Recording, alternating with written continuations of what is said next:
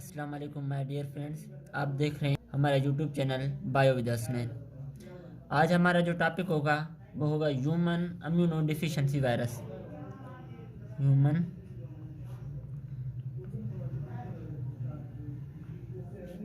Immuno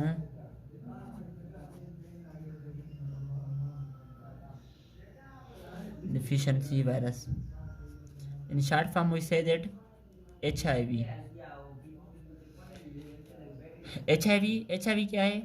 ये दरअसल काजेटिव agent of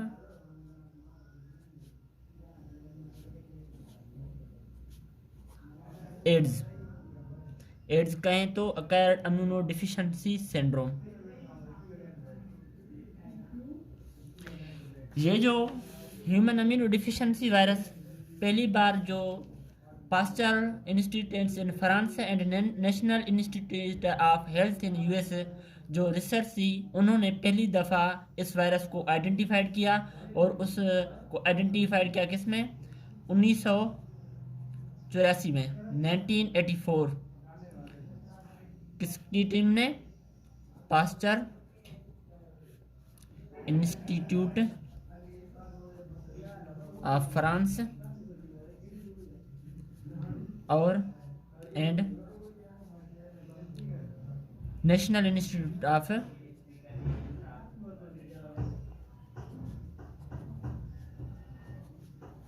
USA. जो इस वायरस को नाम दिया गया HIV, वो कब दिया गया? वो इसको नाम दिया गया 1986 में, 1986 में।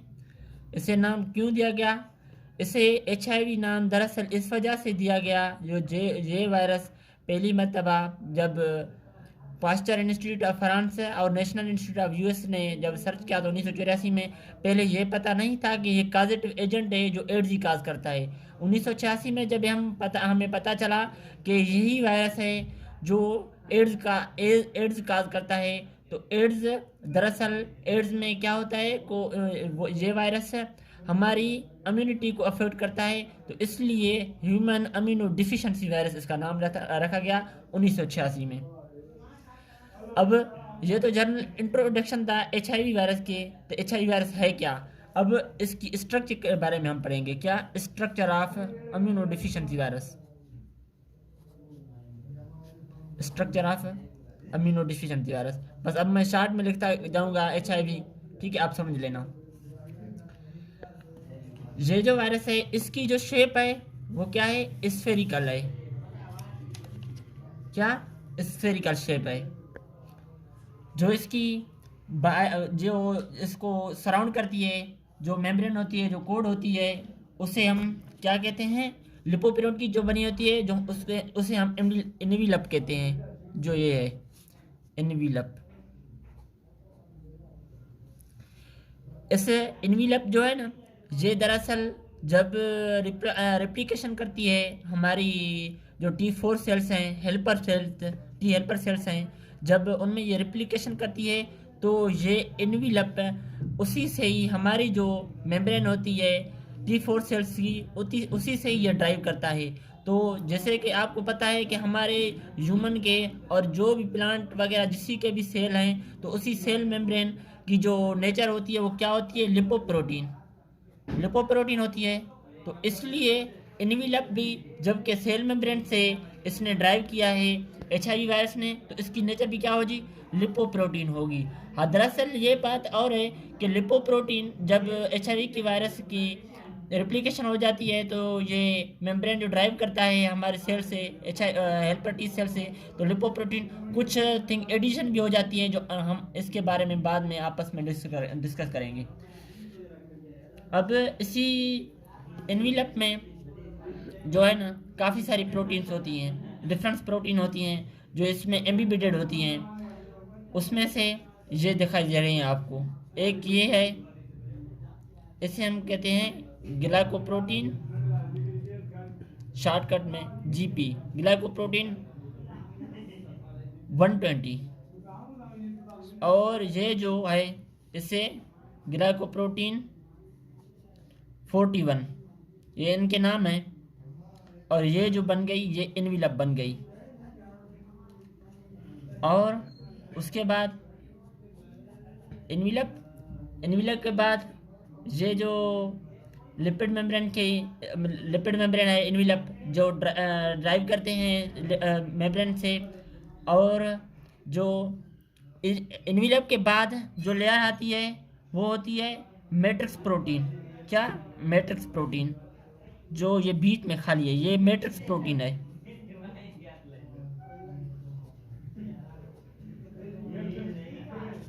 ये है मैट्रिक्स प्रोटीन। और इन मैट्रिक्स प्रोटीन में जो अंदर से होती है वो इसमें कैप्सिड होती है। कैप्सिड HIV की कैप्सिड होती है। और कैप्सिड की जो शेप आप देख रहे हैं ये कोन शेप, जैसे आप कोन देखते हैं एक कोना होता है ऐसे होता है, ये कोन शेप्ड है, तो इसलिए इसकी कैप्सिड को क्या कहते हैं? ये कोन शेप्ड है, कोन शेप्ड है। और ये कैप्सिड, ये जो आपको स्मॉल यूनिट्स दिखाई दे रही हैं ये क्या हैं? कैप्सोमेयर्स की बनी होती है। Capsid are made up of capsomere. ये जो कैप्सिड के अंदर और ये जो जेनेटिक मटेरियल आपको दिखाई दे रहे हैं जो बिल्कुल आइडेंटिकल हैं, 2 RNA होते हैं किसी के? HIV के। ये RNA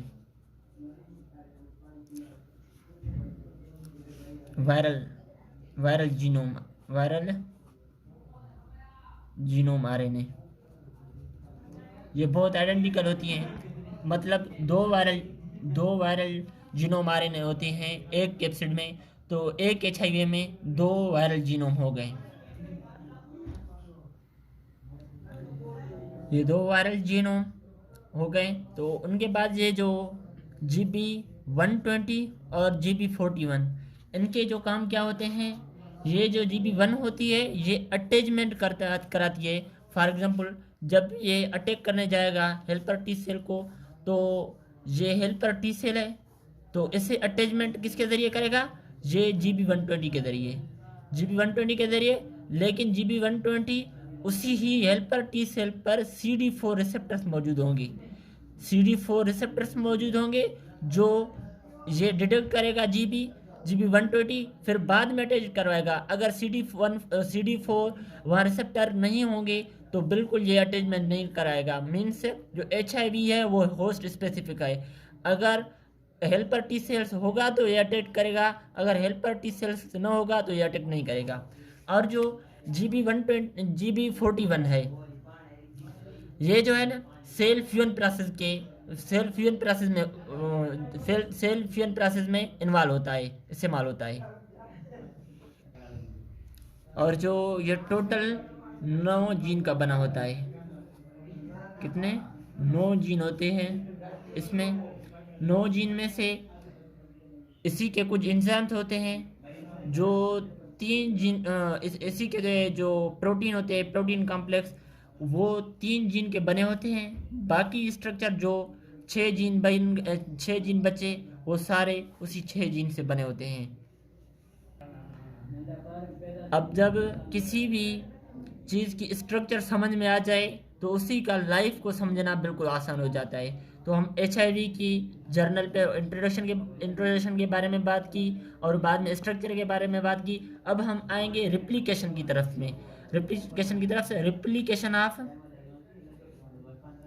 HIV के ये कैसे रिप्लिकेट करता है, ये अपनी कापियाँ कैसे बनाता है, अब हम स्टडी करेंगे इसके बारे में। जो रिप्लिकेशन के लिए कुछ एंजाइम्स रिक्वायर्ड होते हैं जो कुछ वायरस के खुद के होते हैं और कुछ होस्ट के यूज़ किए जाते हैं जो वायरस के खुद के होते हैं। पहले हम वो डिस्कस कर लेते हैं। जो एंजाइम होते हैं उसमें से पहला फर्स्ट है रिवर्स ट्रांसक्रिप्टेज।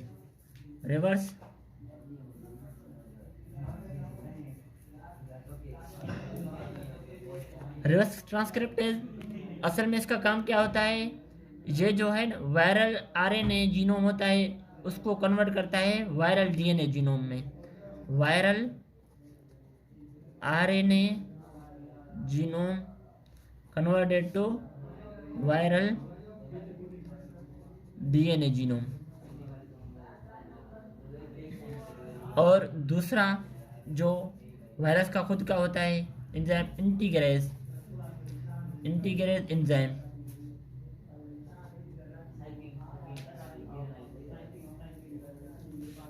ये जो होता है इंटीग्रेज खुद ही लफ्ज बताया है कि इंटीग्रेशन करना। इंटीग्रेशन मीन्स इनको इनकारपोरेट करना। Corporate viral genome into DNA host genome.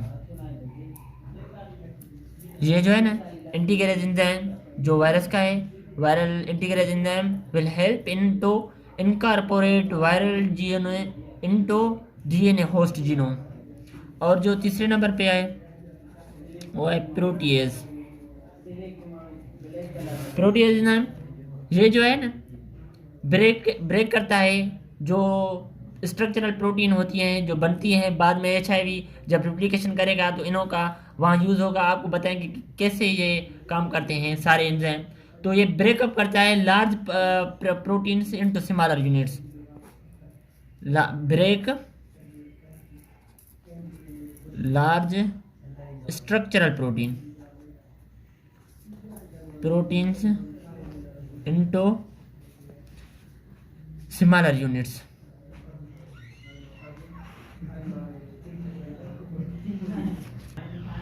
हमने पहले बताया था कि टोटल 9 जीन से बना होता है एचआईवी। 9 जीन में से स्ट्रक्चरल प्रोटीन 3 जीन कवर करता है। 3 जीन जो इन्वॉल्व होते हैं स्ट्रक्चरल प्रोटीन में होते हैं। बकाया 6 जो है बाकी स्ट्रक्चर है जैसे जो भी कैप्सिड वगैरह आरएनए दूसरा उसी में इन्वॉल्व होते हैं। अब जो एंजाइम इन्वॉल्व होंगे हमें वो भी पता चल गया। जो होस्ट के होंगे वो उसी टाइम आपको बताएंगे। और अब इसमें से जो इसका होस्ट है वो है क्या, हेल्पर टी सेल। हमने आपको पहले बताया कि हेल्पर टी सेल असल में टी सेल होता है। उसी के 4 टाइप होते हैं। Cytotoxic T cell, helper T cell और सुप्रेसर टी सेल। और जो चौथा होता है मेमोरी टी सेल। ये सारे इम्यूनिटी में इन्वॉल्व होते हैं लेकिन बहुत बड़ा जो रोल होता है वो हेल्पर टी सेल का होता है। जैसे हेल्पर टी सेल पर एचआईवी अटैक करेगा तो एचआईवी के अटैक होने की वजह से helper T cell non functional हो जाएगा। नॉन फंक्शनल की वजह से इम्यूनिटी वीक हो जाएगी। इम्यूनिटी वीक होने की वजह से हर डिजीज़ बंदे को अटैक करेगी। तो हम आगे पढ़ते हैं कि कैसे इस पर जो है ना अटैक करता है और वो अपनी लाइफ कैसे हेल्पर टी सेल्स में पूरी करता है। और हेल्पर टी सेल के साथ साथ ये जो वायरस है मैक्रोफेजेस और जो ब्रेन सेल्स पर भी अटैक करता है। मतलब इसके होस्ट ये भी हैं और ये भी है। अब जो इन्वॉल्व होते हैं लाइफ साइकिल में steps involve in life cycle. जो पहला स्टेप होगा वो होगा हमारा अटैचमेंट और एड्सॉर्प्शन।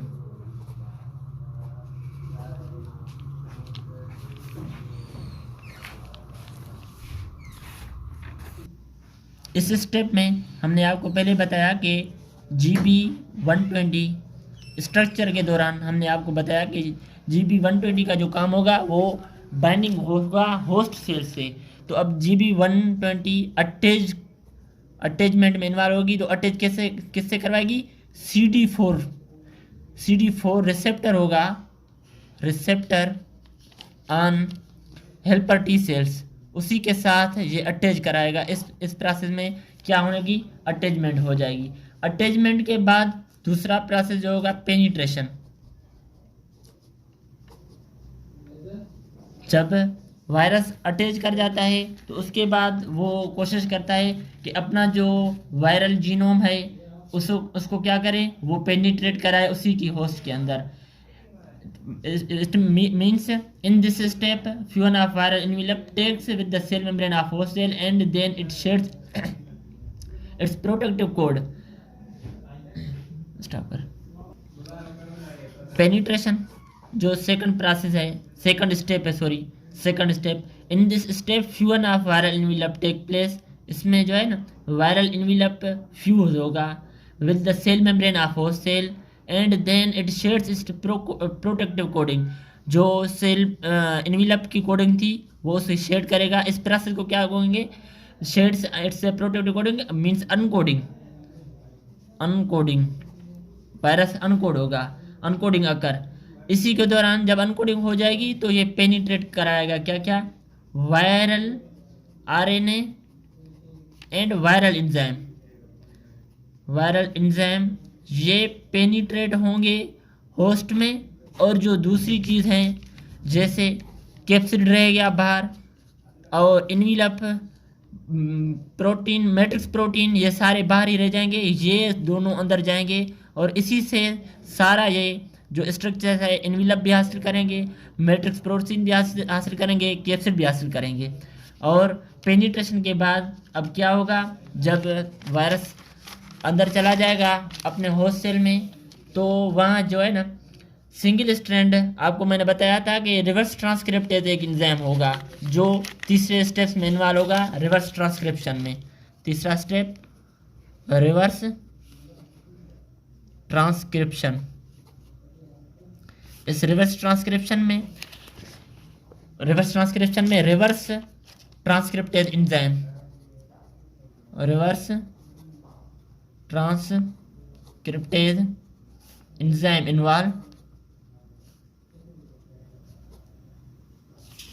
ये एंजाइम करेगा क्या, दरअसल ये जो है वायरल आरएनए है, वायरल आरएनए से कॉम्प्लीमेंट्री डीएनए बनाएगा.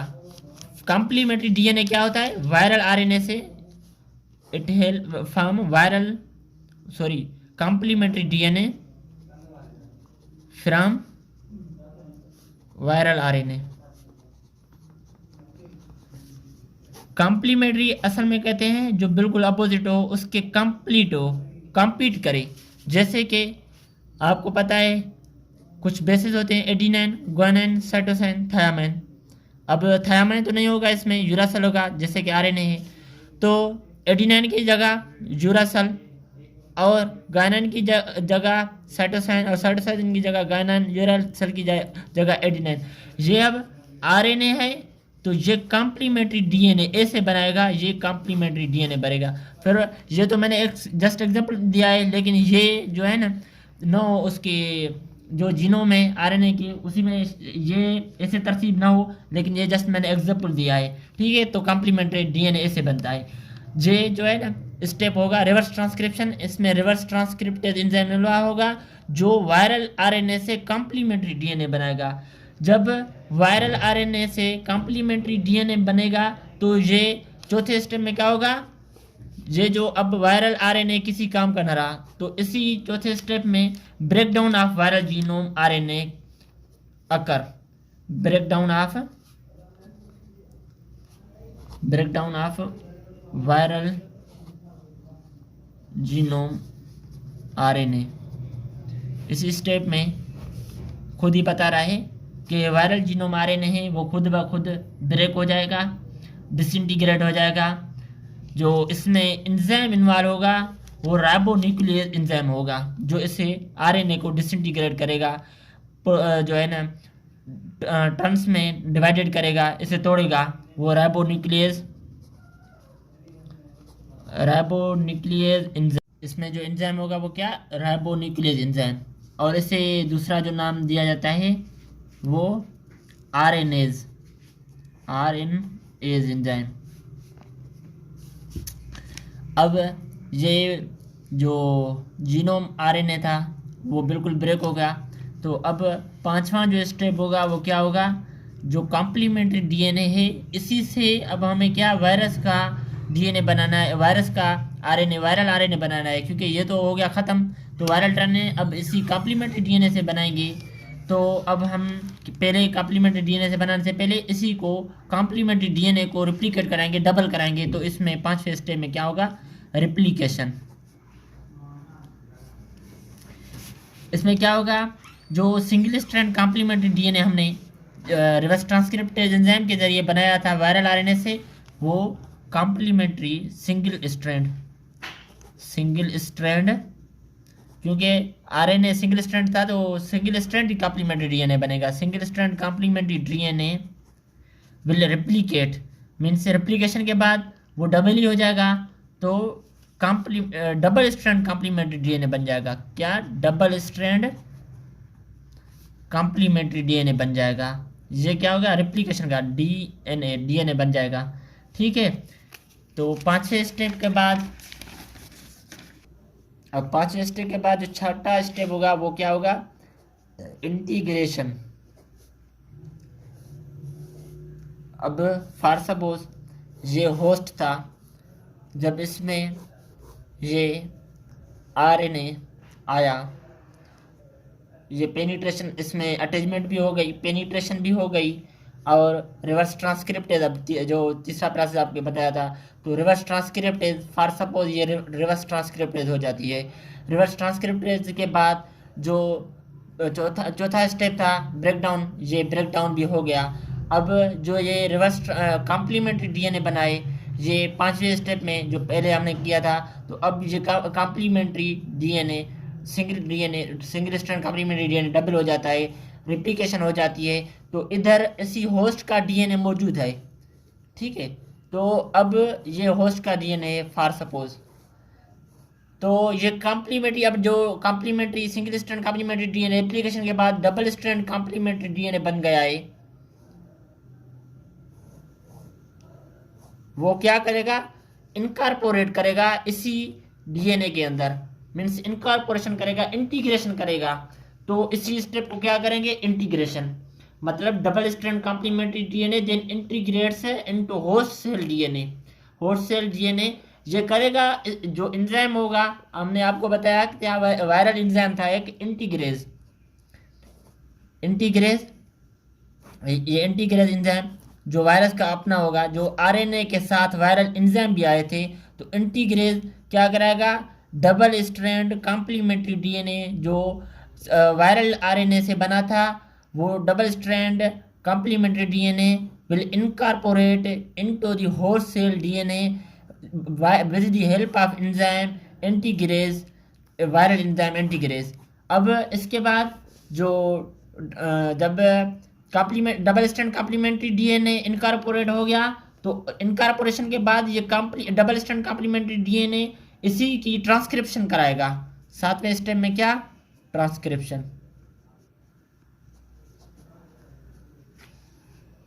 अब 7वां और 8वां स्टेप इसमें सेम होगा, 7वां और 8वां स्टेप।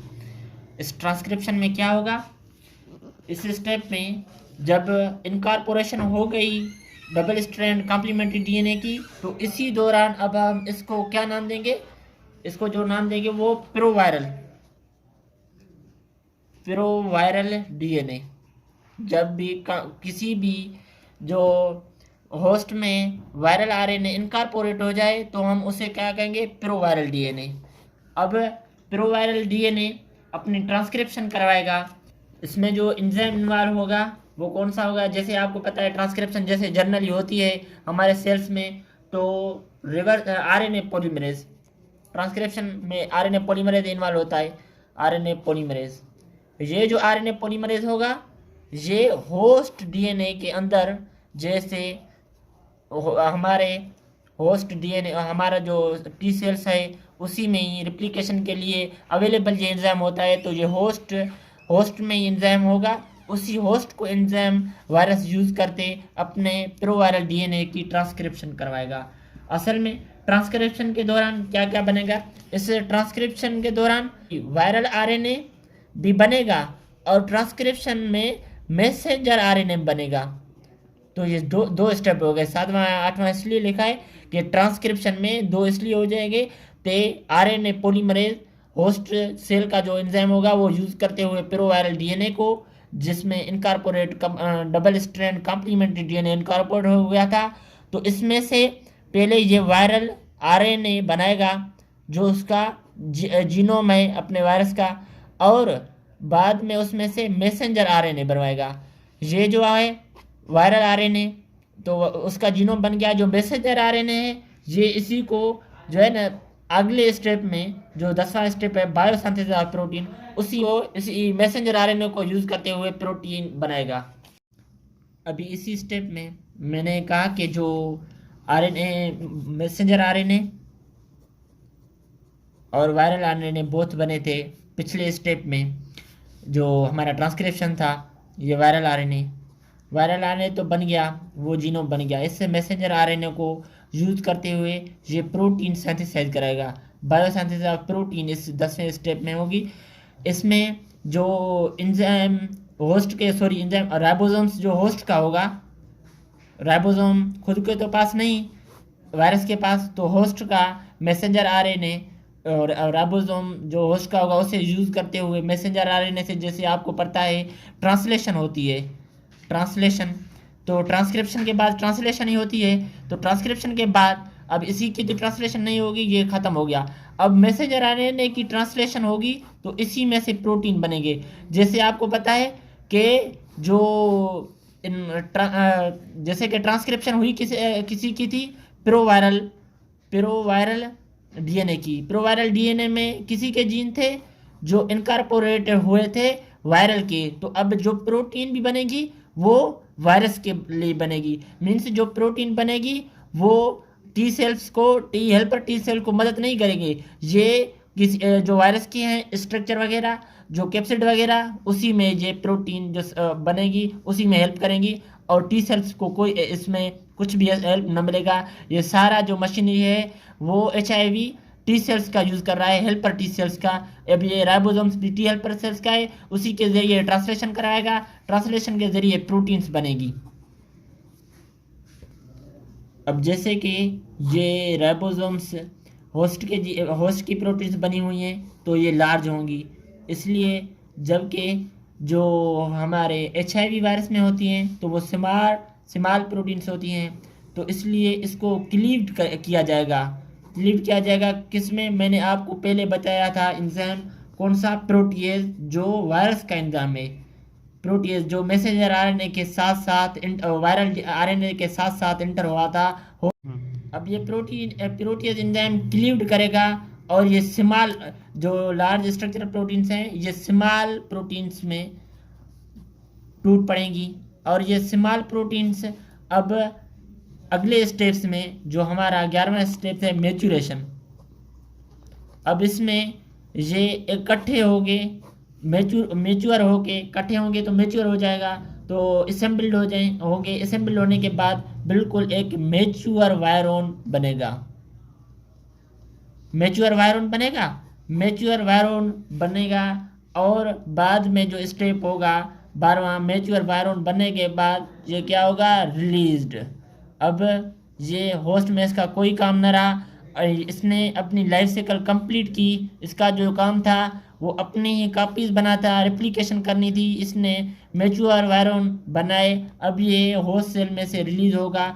जब रिलीज होगा तो मैंने आपको बताया था इसकी स्ट्रक्चर में जो एनवेलप थी, वो मैंने कहा था कि ये ड्राइव करता है किससे, ये अपने होस्ट सेल डीएनए से ड्राइव करता है, होस्ट सेल्स डीएनए से ड्राइव करता है। तो जब ये for suppose host cell DNA है, ये वायरल आरएनए बन गया, तो वायरल आरएनए बनेगा तो अब ये ऐसे फ्यूज होगा, तो ये जो है ना, ये जो होस्ट सेल की सेल मेम्ब्रेन है ये अपने साथ ही सराउंड कराएगा। मतलब ये एज एनवेलप ये बिल्कुल ऐसे बनेगा, तो ये बिल्कुल कम पड़ेगी साइज। तो ये इसी पर ही जो एनवेलप होगी, जो सेल मेम्ब्रेन होगी होस्ट की, वो इस पर ही चढ़ जाएगी, जो एज एनवेलप तोड़ कम करेगी, और ये होस्ट से ड्राइव करेगा। तो इसीलिए इसकी जो कंपोजिशन थी वो लिपोप्रोटीन जैसे सेल मेम्ब्रेन की होती है, एनवेलप की वही थी। और जो बाद में इसी में जो ग्लाइकोप्रोटीन 120 वो बाद में इसमें आएंगे मॉडिफिकेशन के बाद में। वो इसके बाद में ये रिलीज़ होगा। तो अब ये जब रिलीज़ हुआ तो इसी की जो सेल मेम्ब्रेन थी उसी को जब इसने इन्वेलप अपने बनाया, उसी को जो है ना ड्राइव किया, उसमें से ड्राइव किया तो ये बिल्कुल कम पड़ गई। अब ये सेल फॉर सपोज ऐसे पड़ गया। तो अब जब इसकी साइज़ कम पड़ गई तो साइज़ कम पड़ने के बाद और सेल मेम्ब्रेन जब ब्रेक हो जाए तो आपको पता है सेल की डेथ हो जाती है या सेल नॉन फंक्शनल हो जाता है। तो अब ये हेल्पर टी सेल्स किस काम का न रहा, तो अब ये होते हुए भी कुछ नहीं कर सकता। तो इसलिए HIV हेल्पर टी सेल्स को बिल्कुल डिस्ट्रॉय कर गया और अपनी कापीज़ भी बना गया। ऐसे ही ये फिर किसी और टी सेल पर अटैक करेगा और ऐसे ही अपनी कापी बनाएगा और वो किसी और हेल्पर टी सेल्स पर करेगा। ऐसे सारे हेल्पर टी सेल्स जो होंगे वो डिस्ट्रॉय हो जाएंगे।